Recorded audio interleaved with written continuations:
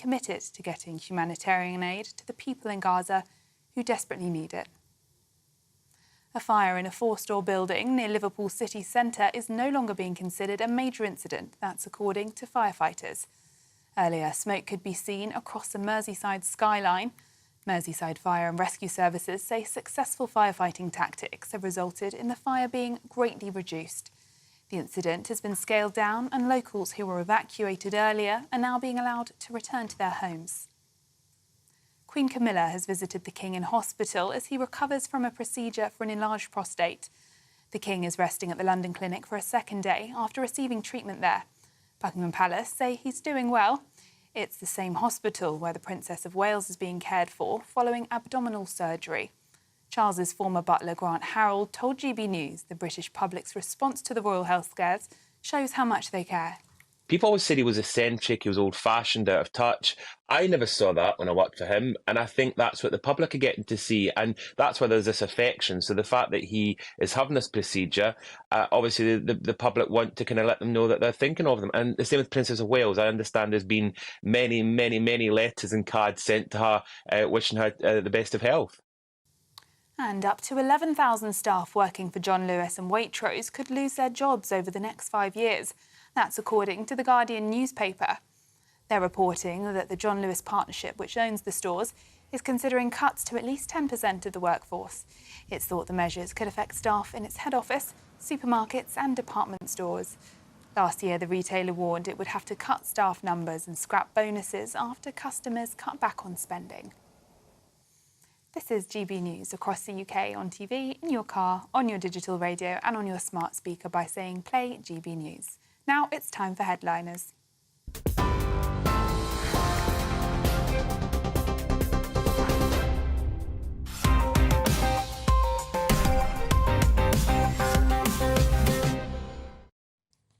Hello and welcome to Headliners. I'm Josh Howie, and joining me to give you your first look at Sunday's newspapers are my fellow followers of the Protocols of Zion. We have Lewis Schaefer and Jonathan Kogan. Good Shabbat! Shoibus. How was your Shabbat? Speak for yourself. Oh, yeah, you weren't doing it? I'm Italian. Oh, yeah, you got that vibe. I'm wearing a Gucci tie. I got a brand new Gucci tie. I don't know if that's... Yeah. I don't know if tie Italian? choices make your ethnicity. Gucci's Italian? No, sorry, you went, Gucci's Italian? The Jew came out, I'm afraid. No, I think that's the New York. The New York kid. Same thing. Same thing. Yeah. How are you both? Had a nice weekend? Good. Went to the mikveh.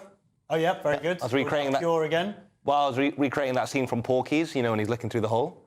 Nice. Yeah. OK, that is a very unique reference. There's two references there, which I'm a unique man. About. Let's have a quick peek at what awaits us on Sunday's front pages. The Observer.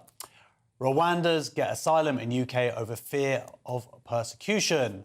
Sunday Telegraph. UK warships lack missiles to take out Houthi. We don't know which one. Bases.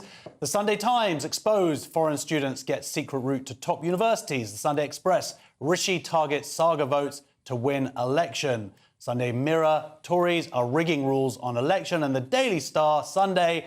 Wherefore fart thou? And those were your front pages.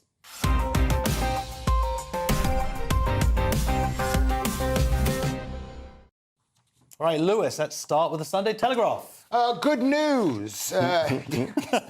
Well, it's all bad news. So UK warships lack missiles to take out Houthi bases. This is That's good news for Houthis. Well, it is good news, and we're sticking our nose in it. It's just typical of the West. These are like a ragtag bunch of rebels, and we're thousands of blowing up Western ships. Blowing up Western ships. So how do you handle that? How do you blow them up? You blow them up, but we can't. Yes. But we can't blow them up because, according to this Navy guy, is that none of the Royal Navy's destroyers or frigates have the ability to fire missiles at targets on land. So they have to rely on the Americans, who are coming from like 1,500 miles away. They might be using RAF planes, but we don't have.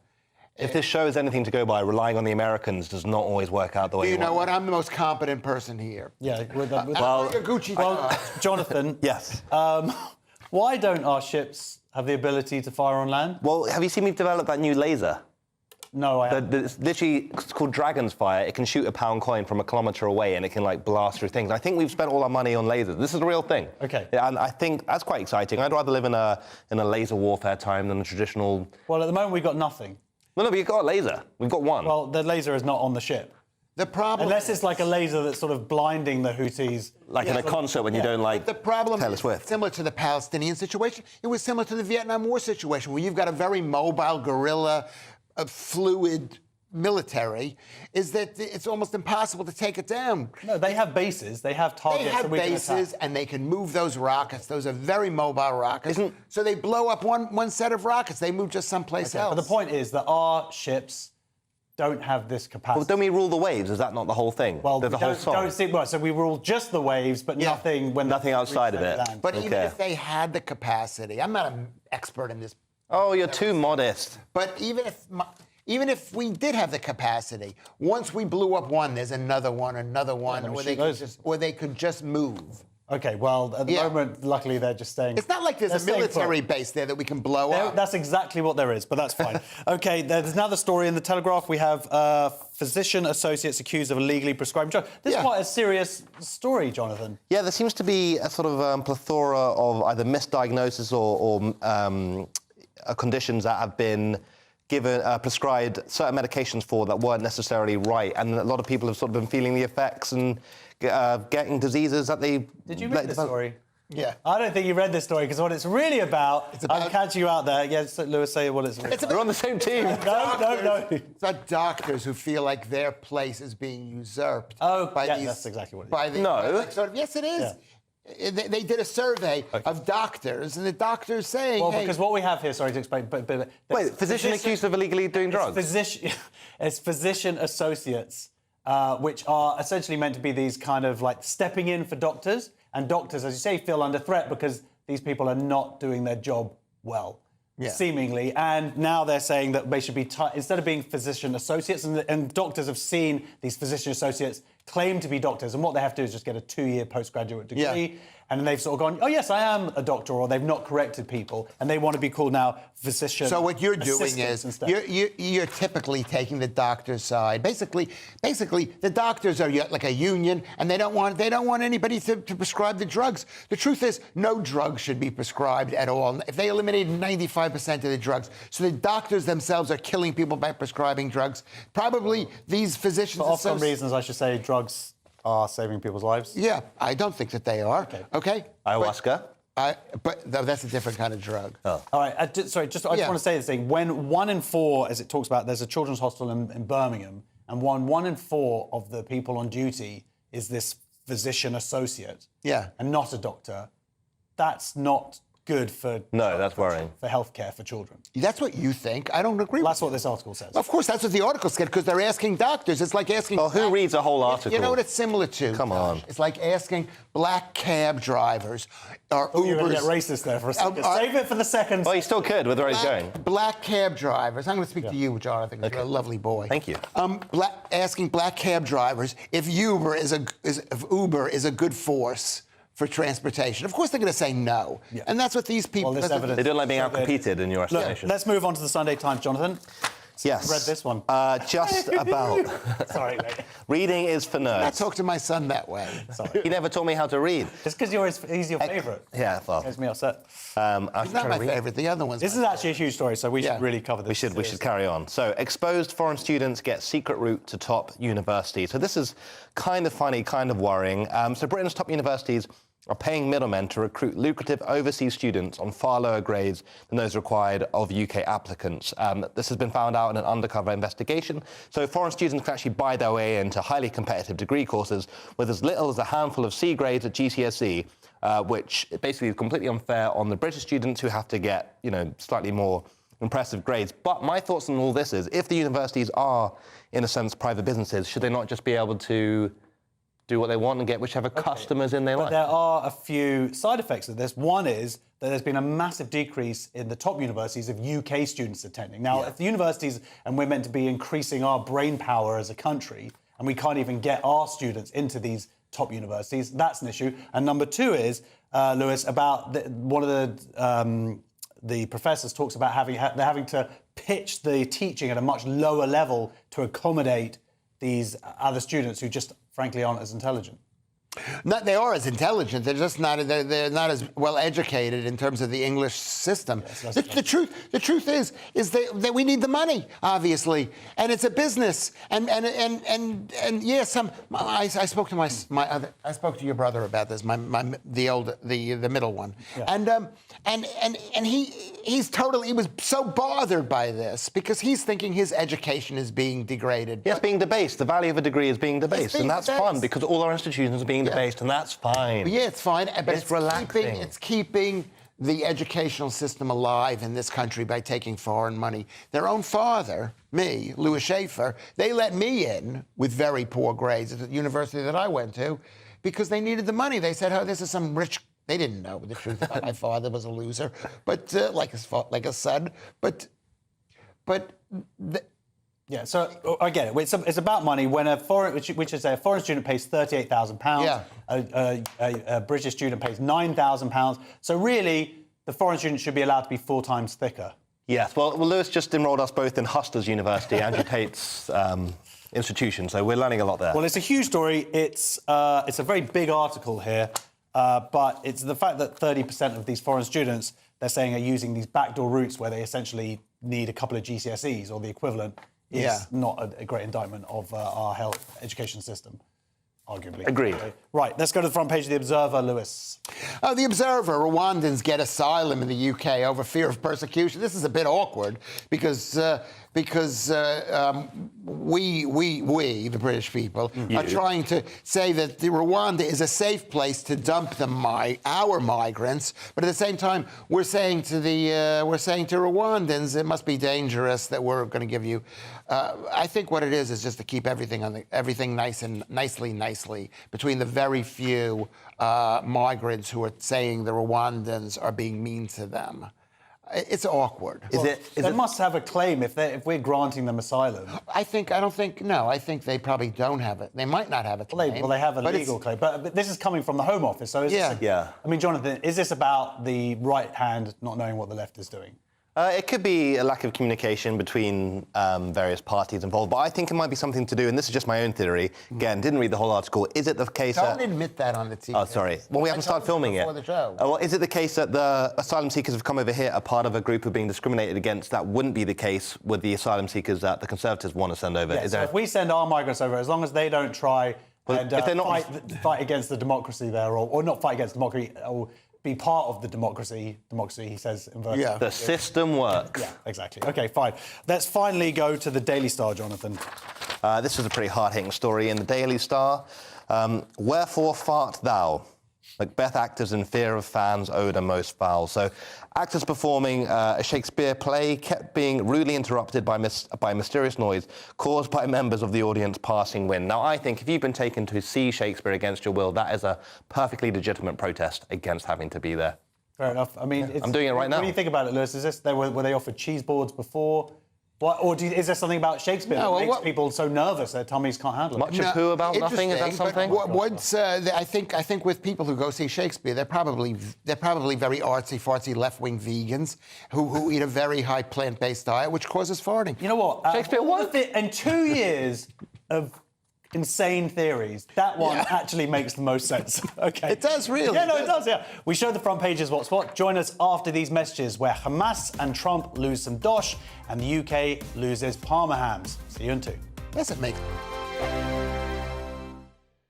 I'm Christopher Hope. And I'm Gloria DiPiero, bringing you PMQ's Live here on GB News. Every Wednesday, we'll bring you live coverage of Prime Minister's questions when Rishi Sunak and Sir Keir Starmer go head-to-head in the House of Commons. We'll be asking our viewers and listeners to submit the questions that they would like to put to the Prime Minister, and we'll put that to our panel of top politicians in our Westminster studio. That's PMQ's Live here on GB News, Britain's election channel. Good afternoon, Britain. Good afternoon, Britain. Join us, Tom and Emily, To find out what's happening in the heart of Westminster. and why it matters to you. Weekdays from midday, we bring you the most compelling stories from across the United Kingdom. And from your doorstep to our inbox, That's right, we want to hear from you, GB News. Britain's news channel. Wake up to the headlines with Headliners every morning at 5 a.m. We treat you to the day's biggest stories before anyone else, 7 days a week. You can catch up on everything you need to know before you've even had your kippers. Headliners every morning at 5 a.m, only on GB News, the People's Channel, Britain's news channel. GB News, unlike other broadcasters, isn't obsessed with the London-Westminster bubble. We think there's a nation beyond the M25, and that's why we talk about the issues that matter across the land. Join me on State of the Nation, 8 to 9 o'clock, Monday to Thursday, on GB News. Daisy's listening, and you should too. In the GB Newsroom, we bring you the news as it happens. With our team of dedicated journalists across the UK, we're ready to give you accurate reporting every day. When the news breaks, we'll be there with bulletins on GB News, the People's Channel, Britain's news channel. Big news, big debates, big opinion. Patrick Christie's Tonight is the week's biggest show. Every weekday, 9 to 11 p.m, we've got the inside track on the day's top stories. There'll be sharp takes you won't get anywhere else. We will set the news agenda, not just follow it, and I want to bring you along for the ride. Whatever it is, we'll have our finger on the pulse. It's news, but it's this close to entertainment. Patrick Christie's Tonight, 9 to 11 p.m, only on GB News, the People's Channel, Britain's news channel. Your weekend starts here with Friday Night Live with me, Mark Dolan, 8 till 9 on GB News. Big stories, big guests and big laughs as we get you ready for a cracking weekend. That's Friday Night Live with Mark Dolan. Fridays 8 till 9 on GB News. Bring your own drinks. The admission's free. I'm Andrew Doyle. Join me at 7 o'clock every Sunday night for Free Speech Nation, the show where I tackle the week's biggest stories in politics and current affairs with the help of my 2 comedian panellists and a variety of special guests. Free Speech Nation, Sunday nights from 7 on GB News, the People's Channel, Britain's news channel.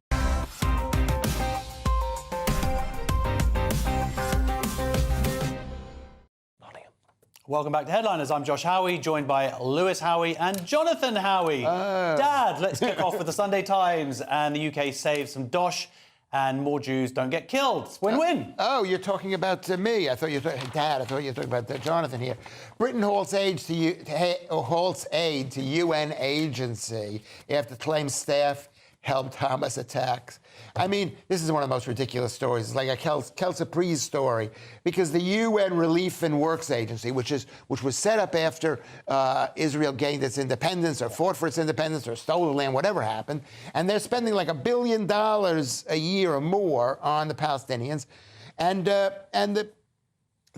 it's made up entirely of Palestinians. It's only for Palestinians. It has nothing to do with any other countries in the world except for Palestine. Palestinians are the only people who have their own specific refugee agency. Yes, exactly. And so they've been accused of the 12 people who were actually involved in the attacks who are working for UNRWA. UNRWA. And the truth is that what do you expect? The Palestinians as a people support Hamas, and if you're only going to be able to take people working in your company, your organization from Palestine, you're going to get a lot of people who support the games. So, Jonathan, is this right? I mean, is every organization that operates in Gaza compromised to a degree? Because to work in Gaza, you have to be working alongside Hamas. I mean, I don't think it's an issue of necessity. I think there probably is a considerable ideological infiltration within these organisations. It's something that certainly needs to be kept an eye on, especially if you're getting funding from external sources like the UK. I mean, money comes from us, British taxpayers. Yeah, which is completely abhorrent. Yeah. But what's the solution? Just real close eye on where your money goes. Not to not give them money. I mean, also, it's damning for the UN.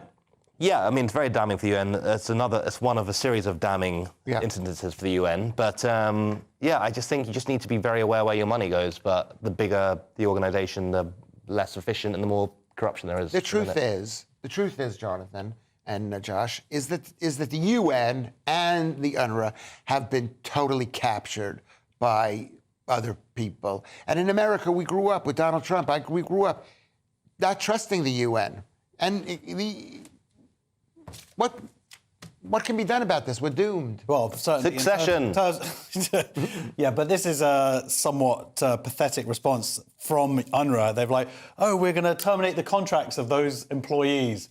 Yeah. Hand them over. And also they reveal their findings or whatever when the International Court was doing its findings yesterday. So it was a way of hiding it all. Anyway, it's damning for all involved, and the fact that we've given money is sickening. Yes. Moving on to the Sunday Telegraph, Jonathan, and will Ofcom investigate me for being biased about Ofcom not investigating BBC's bias? Well, I think Ofcom have a whole team just for Lewis, so we're probably already under some scrutiny already. But the headline is, calls for inquiry as BBC fails to investigate complaints of anti-Israel bias. So this is another, as Lewis said, Kel Surprise story. So the BBC is facing calls for an inquiry following accusations that the broadcaster has failed to properly investigate complaints of anti-Israel bias by its Arabic outlet. So critics are saying that the corporation is breaching its own guidelines by ignoring complaints about BBC Arabic's coverage of the Israel-Gaza conflict. I mean, again, what a surprise. It's like the BBC, we already know have, well, you could say they have certain biases. I think the Arabic... Could say it. You could say it. Not on air. And so the Arabic BBC wing is proven to be very biased about some of the conflict that's gone on in Israel. They've denied that some of the attacks actually happened, which is despicable. There's plenty of evidence for that. They're also calling Jews settlers, even when they're talking about Jewish communities inside the internationally recognised borders. So it's all... And they also called kidnapped victims arrested. Yeah. It's disgusting. But the story also, Lewis, is about the BBC's failure to follow its own guidelines with the complaints, because the BBC, and I know exactly what you're going to say next in terms of the state propaganda, state propaganda, whatever. Yeah. But they are unique in that they mark their own homework. But here they haven't even done that. Well, would you trust Ofcom to mark their homework? No, so there's no one who can mark their homework. There is no place for state media. There's no place. There might be a public relations arm of the state, but it should be noted this way. The BBC is Big Brother Communications, and they've been captured, they're like, why should why should you pay for it? Yeah, I don't know. I don't. You're not paying anymore. No. Yeah. Oh, I am. Well, I still pay. Yeah, but it's interesting. I am the difference also of Sky paying. News, who are another competitor, they yesterday had this incident, I don't know if you saw, where one of their interviewers basically did this Holocaust inversion thing and with the former UN Israeli ambassador, and but they did apologise quickly. So it's the anti-Semitism isn't going from these organisations, but they're getting better at immediately apologize. Well, if it's a private organisation that paid to be on the airways, then they could say what they want to say. But because they're paid for by us, it makes it super painful. Yeah. The Sun next. And Lewis, have you got a spare $83 million to spare a friend? Well, this is Donald Trump, and it's hit the point where I don't even care anymore what they do to the guy, because it just makes him stronger. Donald Trump storms out of courtroom. This is according to The Sun, before being ordered to pay $83 million for defaming this woman, who's an 80-year-old woman, E. Jean Carroll. It's an absolute mess. They're trying to bring down Donald Trump. This is in my home city of New York. I know New York. They don't like Donald Trump in New York. We didn't like him in New York. He was totally unlikable. They're trying to destroy him in New York. But the what does Nietzsche say? What doesn't kill you makes you stronger. I mean, Jonathan, is this going to motivate him to become president if he doesn't have to pay back $83 million? Well, I think he's sort of already on the warpath. I don't think anything he's going to throw at him is really going to stick at this minute. And that's pocket change to him, right? 83 mil. That is he makes that in. And the truth is, he is probably most likely broke. He's one of these guys. He's all hat and no cattle, as they say in Texas. It's in buildings and it's leveraged, and it's buildings that are allowed to build out the buildings. He has no money, so he probably, most nights he thinks, I've got no money. Well, this will raise him more money, because that's what's happened every time he's lost a court case, is millions more people seem to donate to him. And people in America, like people everywhere, they like an underdog, especially... And Trump an underdog? Yes. Because he's an outsider. Because he's being attacked. Because because he's proven that he's not the man anymore. Okay. The man wants him. They like people who are found liable for sexually abusing people. Do you want to know something? A lot of people see this for what it is, which is just ridiculous. So you don't think anything happened? I think it's going to help him. No, I'm saying, do you think that something happened at the time? Well, they said she was defamed, and from what I read, that and sexually abused. It says here. Yeah, I don't think. And that he they paid thought out for that, happened. didn't he? I don't think He hasn't paid out for it. I don't think they thought it happened.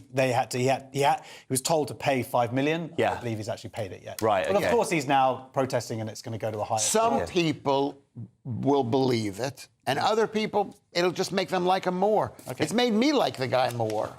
The accusation, well, the accusations I believe it. Not the myself, accusations, but the fact that they are going hard in on this. No, I totally. That's a separate matter. I get it. Finishing this section with The Independent and a story for my TRAFE friend here. Don't speak. People don't understand that with language. Yeah. Talk about Unkosher. a mikveh. Okay, Parma hams and Spanish chorizos, which I love, to disappear from UK shelves due to new Brexit checks, Rishi Sunak warned. And this is they're having a battle with the EU over that the British people have to spend extra money to check on the cheese, anything. No, it's not. It's the British government are putting these laws in place. Yeah. The foreign importers, i.e. people who are trying to sell stuff here, are now going to have to pay more to send the stuff here, and they're not going to be incentivized. That they're saying, or critics are saying, this means that they're just going to go, you know what, it's not worth it. I'm not going to send Parma ham to the UK. And the truth is, what would happen if we lived in a world where Parma ham was a bit more expensive,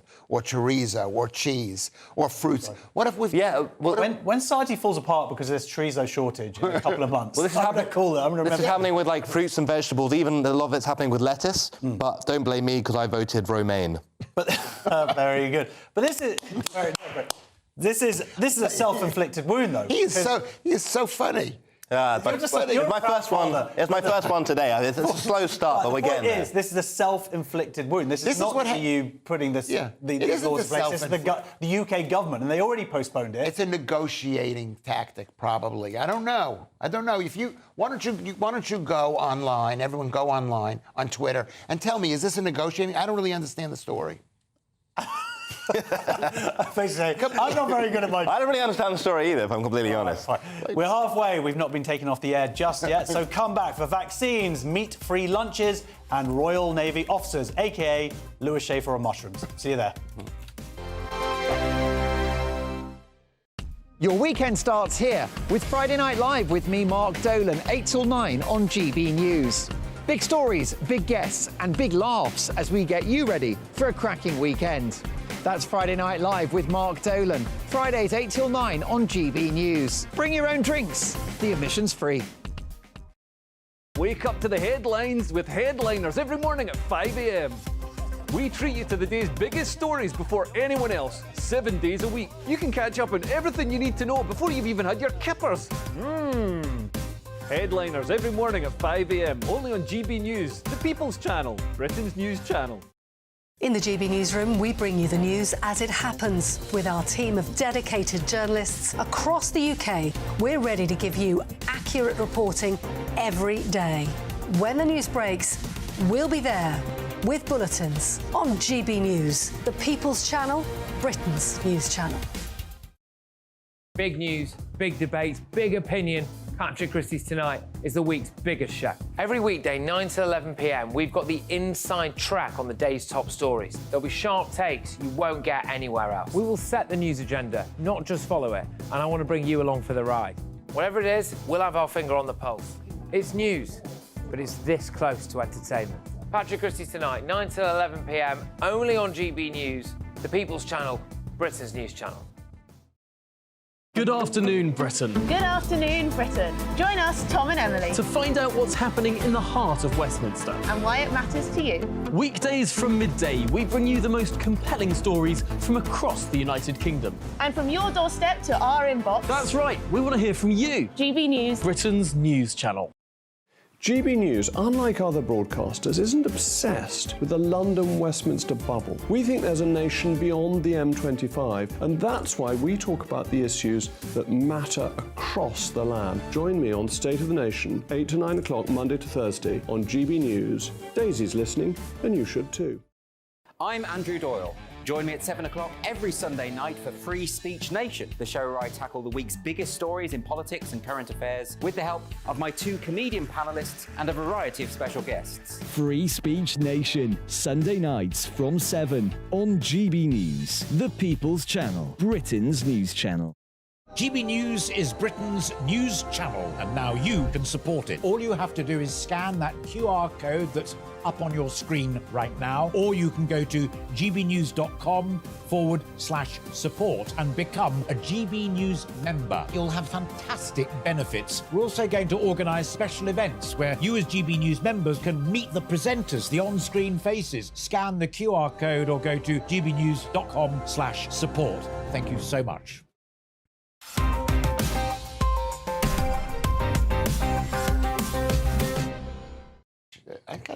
Welcome back to Headliners and straight into Sunday's Express. Jonathan, where a meat-free lunch could save £2 billion. Is it Wagyu? Oh, very nice. Have you ever had Wagyu? No, of course not.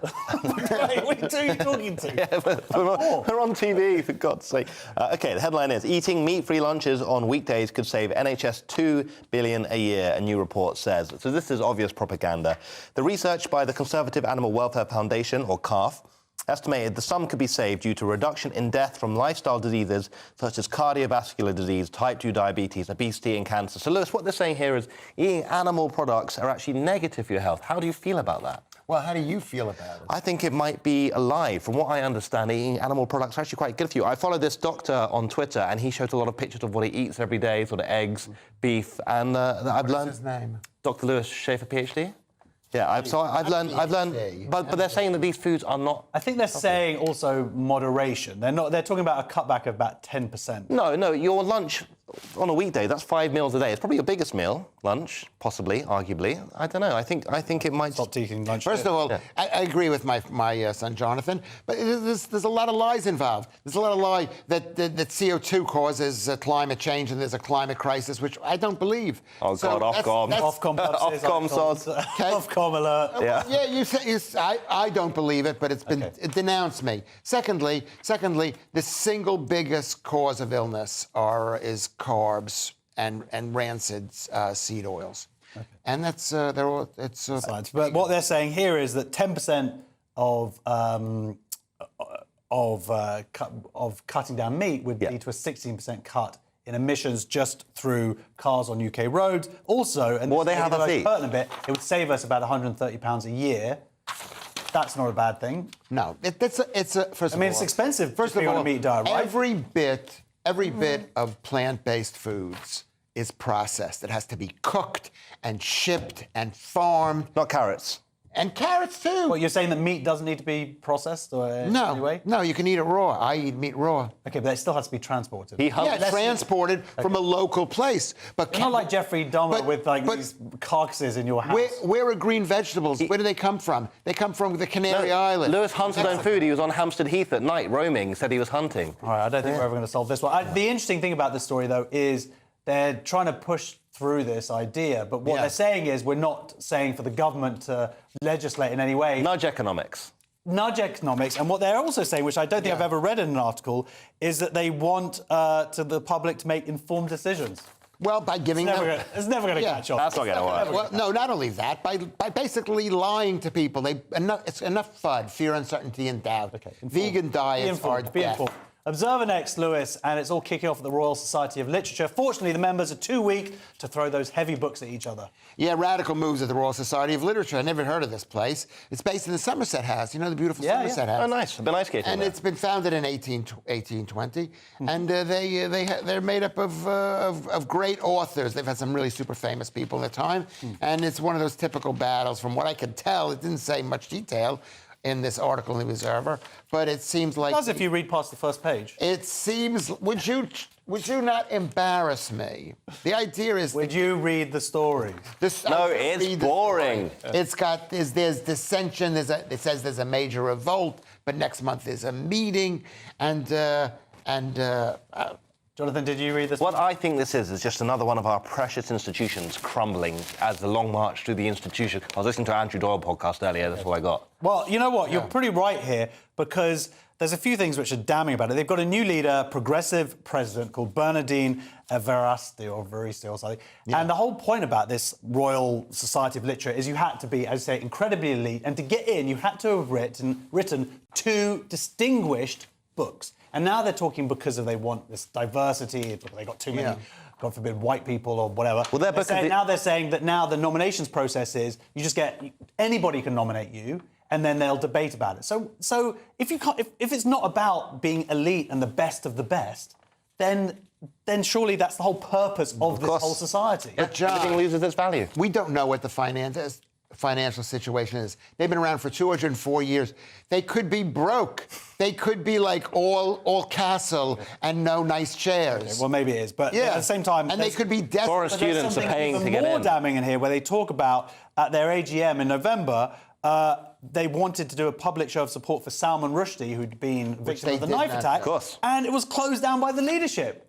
That's... For fear of attack? By famous writers coming out to support him, and they turned that down. They shut it down. That is what is the purpose of you? Shut down the Royal Society of Literature. That's our official position. No, I'm sure they're fine. Right, Telegraph now, and the sailor in YMCA wants to take over the rest. Well, there's no need to feel down. Actually, there is. So disbelief as undermanned Royal Navy seeks to redeploy officers to diversity and inclusion team. So this is a pretty classic GB story. So the Royal Navy is redeploying Marines and sailors to become diversity and inclusion officers to enhance the lived experience of personnel amid ongoing... What a stupid statement in history. Lived experience. Any sentence that has the lived experience, you could just write off straight away. Correct. So a Navy source said that at a time when we're massively undermanned, why do they want to concentrate on hiring more diversity and inclusion officers when we basically just need more people to actually be in the army? I mean, the Russians must be loving every minute of this. The Kremlin are celebrating in this kind of thing. We've essentially seen an institution, again, I keep saying the word institution today, who can't recruit enough people to do the actual jobs and then getting people to do the kind of made-up jobs. Well, that's it. If they're redeploying, like you say, the people who do real jobs and then going into these ridiculous jobs, it undermines themselves, and they already have a recruitment issue. But, Lewis, there's also at least another issue where they are getting enough people who want to join the Navy, but they're actually excluding some people because they're white men, because they want to meet diversity targets, which seems insane. It does seem... we're in a state of war right now, as I've said many times before. It's between the left and the right, and this country hasn't figured out what side we're on yet. And we need to succession. Again, this is coming through under a Tory government. I would say it's beyond right and left. Because it isn't. No, it isn't. Extraneous issues. The Tories, half the Tories are Team World.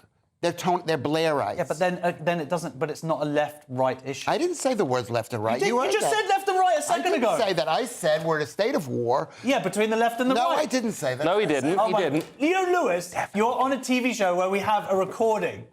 Well, don't gaslight me, mate. What I'm saying is, there's two sides. One side is siding with Team World, Kumbaya, and the other side is with the nation fighting for the people. You said left and right. One final thing here is that they want to call these people who joined the DEI... I just want to say one thing. Yeah. The people who are going to join the DEI team are going to be chief petty officers. That's the perfect... I like that. But you know what? Can I interrupt you? No. Because... Telegraph... Have we got split screen? That's fine. No, I'm going to tell you... I didn't know we could do this. Because it is the left or right issue. But the fact is that our Tory government is a left government. Fine. They can call themselves conservatives all they want to. They're not. Look, we're on double screen. Yeah, that was now fun. we're going to get lots of tweets saying, Lewis is right! Lewis, iNews has a story now about your paymasters, China. China. Well, this is another... China. Well, we don't know. There may be China. Golden age with China, the quote-unquote golden age with China left UK asleep at the wheel over intelligence threat, senior MPs warned. This is the opposite of the story, saying, I don't know, we haven't done the other story yet, but we'll do the other story, is that Ian Duncan Smith, who's the former Conservative Party leader, he said that David Cameron was under the pay, possibly, of the Chinese, and he was too nice to the Chinese because he thought we were in a golden age and we should be afraid of the Chinese. Yeah, well, OK, so what they are saying is, what we do know is that to elicit and for our own economic development, we cozied up too much, and other countries were looking at us going, are you mental? Right. Why are you doing this? Because things like, there was a Huawei deal in 2013 where we actually invited a Chinese company in. Well, we've got Huawei contracts to build massive... To build our communications infrastructure, which seems now mental. Mental. China is our enemy, more than the West Russia. enemy. More than Russia. We should be nice to Russia because we're going to need the Russians when we're fighting the Chinese and the other people who I can't mention. The lizards? Who? And I can't mention them. Team World is another. What do you think, Jonathan? I mean, this it does mention at the end. By the way, I should clarify one of Lewis's statements there. Yeah. It's not that David Cameron has been proven to take money from China, but he hasn't declared where money could have been associated with China. I think I think I couched it. I didn't say accused him of taking money. I said, wait. Jonathan, you got anything to add to this one?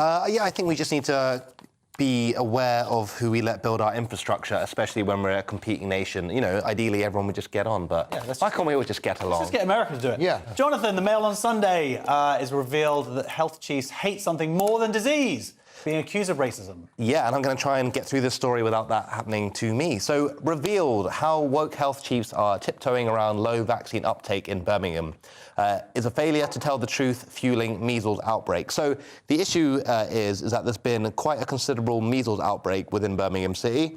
And multiple children are now being hospitalised every day, which is obviously very sad. We don't want that to happen. But the health chief seemed to be aware of the fact that this could be actually due to measles vaccines being avoided by parents on religious grounds. And this is people of Muslim faith. Yeah, you got there in the end. Yeah. Well done. Not wanting to get the measles vaccine because it has a pork component to it. But at the same time, there is a porkless vaccine. Band name, and they're still on balance not wanting to take it for either just for religious or cultural grounds. Well, it seems, Lewis, that one of the reasons that they're not taking it is because they don't know about it. So what's so ridiculous about this story is if you have the NHS doing these press releases where they're not actually mentioning Muslims and the fact that there is this, making them aware that there is a halal option for them, then they're not doing their job, which is ideally to protect children's lives. Communities, yeah. But thanks. You know what? I don't know what to say about this thing because number one, I don't believe in measles. I don't believe in virus. You don't believe in measles. No. You don't believe. No. You don't believe in a scientifically observable phenomenon. No, I believe that people have symptoms which have been ascribed to measles, but I'm. What do you want to call it? I want to call it probably a reaction to being malnourished, bodies under stress, a million other things. But can you catch it from other kids in a party? No. Oh, okay. No. I don't think you can. All right. Is that why you never got me vaccinated, Dad? He said he believed in vaccines, he just didn't believe in me. So do you not want to comment on this for religious reasons? Because what I want to say is I understand exactly what these people are thinking. Number one is they don't trust the NHS. They don't trust the society that they're living in, and who can after we've had COVID? How can we trust? How can we trust the NHS? That is mentioned here. Yeah. There is the COVID response. There's also the autism report, which has been approved. Not just that, not just autism. Tell that to this guy. But the truth is that these are people with legitimate grounds for distrust. Okay, well, you could say that. I would say, vaccinate your kids, protect your kids. That's the priority. And also protecting everybody else, because now it's gone down below 70%, and we need about, I think it's 95% vaccination to eradicate the disease. Final section to come, and it's all light-hearted, with roulette crying, exotic beauties, and preeclampsia risks. Join us every night on GB News at 11 p.m. for Headliners, which is 3 top comedians going through the next day's news stories, which is exactly what you need, because when the establishment has gone crazy, you need some craziness to make sense of it. Headliners. You don't have to bother reading the newspaper. We've got it covered for you. Every night at 11 p.m. and repeated every morning at 5 a.m. We won't send you to sleep like some of the other paper review shows out there. So join us 11 p.m. every night on GB News. The People's Channel, Britain's news channel. Tired of the usual focus-tested, pre-prepared Westminster runaround? Well, so am I. So you want higher taxes? Is your department to blame for this? Are you rethinking this policy? Every Sunday at 9:30, I'll be sitting down with those in power to get the truth about the issues affecting you. Let's be honest, we've known about the cost pressures of this project for years, not months. That's the Camilla Tominey Show, a politics show with personality. On GB News, the People's Channel, Britain's news channel. I think the most exciting bit for me is talking to people. People who I think are ignored often by the major news channels.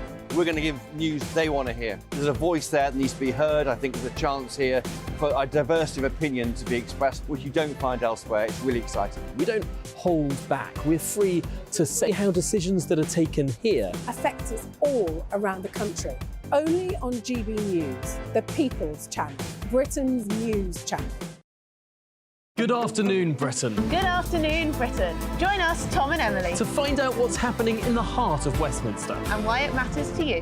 Weekdays from midday, we bring you the most compelling stories from across the United Kingdom. And from your doorstep to our inbox. That's right, we want to hear from you. GB News, Britain's news channel.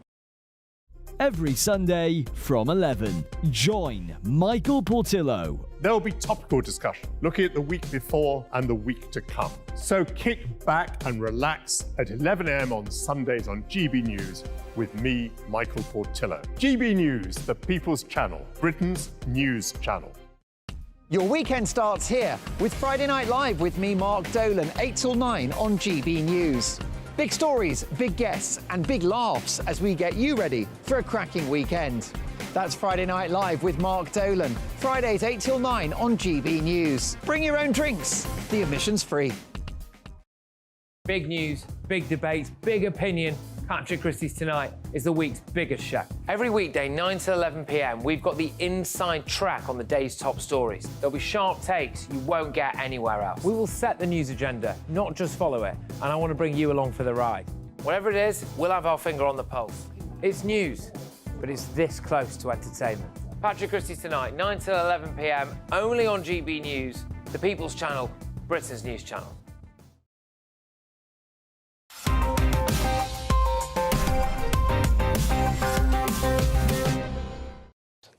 Welcome back to Headliners, and kicking off with The Star as China warns its citizens about you, Lewis. Yeah, thank you very much. That is so sweet. People of China warned to avoid exotic beauties as global World War III tension soars. Thank you, Josh. And this is sort of a corollary or an adjunct to that story before where Ian Duncan Smith said that Chinese are dangerous. This is the Chinese people saying we are dangerous. We're also fit here. We're also fit. That it's also attractive. Yeah, I think we make a good honey trap, the three of us. Get some sexy Chinese woman. We'd be like, entice her into our hotel. I don't know where I'm going with this. Yeah. I regret it. But I wanted to stop, please. Yeah. My wife's watching. You're going into the Hilton Hotel and around the corner. Oh, yeah. We actually have a GB News room that they let us use whenever some... Oh, I'm not going to say that on there. Like that. So this is to get... Yeah, as they say... You wear honey traps. Yeah. There's exotic scenery, neon flashing, swaying lights. There's one citizen, alcohol stimulation. So this is Lee C, who went to Birmingham. Yeah. No, it's none of those places. Neon flashing, whatnot. But it is interesting that the threat that they see from the West... It's being too hot. Us being, too hot. We're just too hot, guys. But it's in preparation for war. Just as we're preparing for war, saying, watch out for the Russians, they're coming, we got to conscript people. They're also doing the same thing. They're preparing their people for war. This is how war gets started. Well, you don't want to be conscripted, but if you are being conscripted, being a honeypot is the best. Best job. That's actually definitely the best job. It means that somebody is paying attention to you. Yeah. You get men who are interested. You get have sex with men. Already Lewis is off in his head and he's thinking about it. He's contemplating. MI5 is going to call him. You do look like a CIA asset, to be fair. I wouldn't be surprised if you were deep undercover. Well, you know what? I actually played a senator in a movie where I was hanging out with prostitutes in the basement with Gal Gadot. Called I've seen it. Gal Gadot. Did you see that? And I saw you also desperately trying to be on the background, but look at me, I'm in the background, but I'm doing stuff. No, I was doing stuff, and the girl said to me, the woman who was playing the actress, she said to me, "Touch my leg." She said, "Stop touching it." No, she said, "There's a difference." I've never been that scared. I like how you pretended to do cocaine when there was none on the table as well. Anyway, Jonathan. Yes. Woof, woof, woof, woof, woof, woof. Sunday Times. Yeah. What is your dog thinking? 15 things they would tell you if they could. So this is an interesting article that I regret putting in tonight's show because it's pretty long and doesn't actually have much substance. But the idea is that dogs, as we all know, take after their owners and they can absorb physical and mental states from their owners. So if your owner is very aggressive and shouty, the dog can then pick up on that behaviour. If you're depressed, the dog can feel that. But in this article, we want to know what dogs are thinking. And the only real important question to ask your dog is, do they prefer crunchy or smooth peanut butter? That's what I want to know. Yeah. Okay, now I get that, and I'm going to move on from that. It is interesting that there's this idea that dogs. Well, if you spread peanut butter, dogs can get depressed. Yeah, they're very clear about that. Yeah, and they can get envious. They're like dogs. They're mammals. They're like humans who can't speak and are a bit dim. I mean, they're like Americans. Yeah. Dogs, I like dogs. I'm more of a cat lover, but I like dogs too. And the truth is you don't want to know what your dog is thinking. Let the dog be a mystery. Well, I don't think we have much choice. Telegraph covers my nightmare, Lewis, except I'm awake. Okay, yeah, I thought I was childless. Then I discovered I had 37 secret children. This is an amazing story. This should be that's the wrong headline for this story. The right headline should be, man who donated sperm for 6 years surprised literally he gallons. sired children. Yeah. This is the most non-story I've ever seen. Ridiculous. Some American guy. You got to give a fake name. $45 a donation, and that was back in the day. Is that 8 years ago. That's big money. That's not a lot. Yeah. He said he built a theatre from it. Yeah, the theatre that Jizz built is what it's called. This is a horrible thing to do. I don't think people should be doing this. I think if you know somebody, you should donate, but I think it's just such a risk to yourself just to donate endless sperm. He's like super duper happy because he never had kids. Now he's got these 30. Yes, because he never had kids, because he never had any left in the tank. But the great thing is he doesn't have to deal with any of the bad stuff. They rock up when they're adults. No, he's given loads of them money, it says here. He's like, I wish I could give more money. Well, he can be made enough. So yeah. Fair enough, right? But they came and asked for money. Yes. Star next, kids. Jonathan. Why set up a website when all I have to do is host when Lewis is on? Yeah. Yes, indeed. So this is a story, website set up for public to cry once a week to a roulette wheel of tear-inducing videos. So a website is inviting people to have a cathartic cry at its tear-inducing videos. It's launched and it's an apparent effort to help people manage stress. So crying is actually really good for you. It releases a load of hormones. Us men never do it. We never cry. We never Actually, I've got to be honest with you, I love a cry. Love it. There's certain movies that will always make me cry, and I feel much better afterwards. Well, Space Jam. I never cried. Space Jam too. I never cried ever. You got to have empathy and emotions. But I learned how to cry. You know who taught me how to cry? No. His Your mother. wife, your ex-wife. His mother, yeah. She taught me. I was perfectly happy. And you haven't stopped yet. Because you, every single day you got reasons for crying, the disappointment, the heartache. You don't pay alimony or anything like that anymore, do you? Ever. I don't think He's legally dead. You can't pay that if you're a dead man. I never did. But do you, I mean, Jonathan, you really don't cry?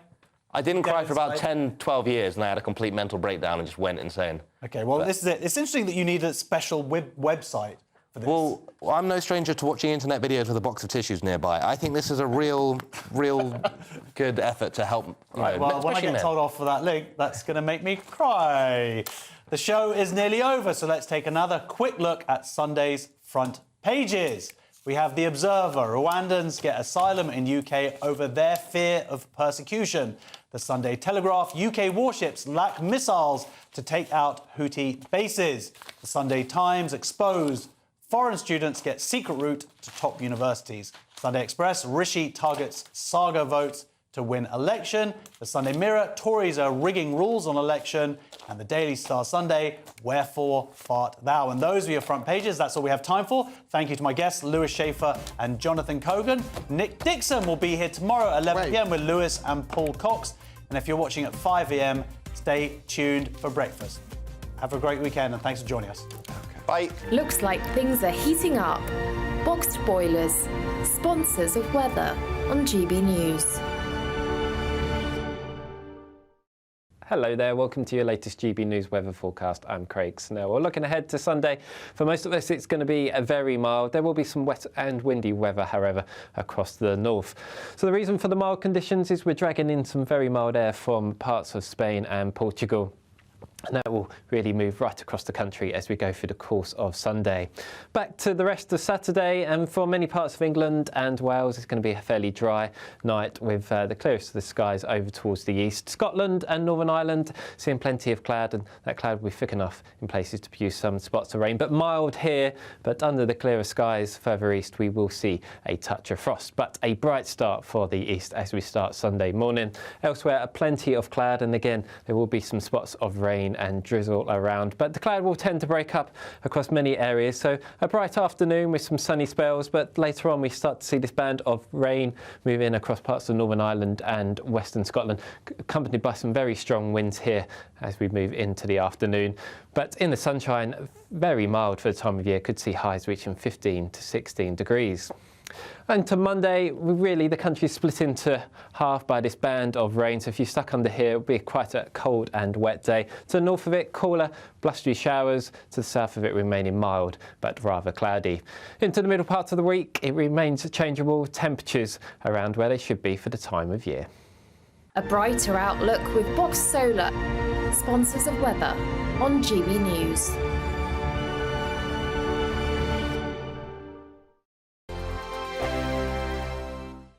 When the news happens, it happens here. And really important breaking news.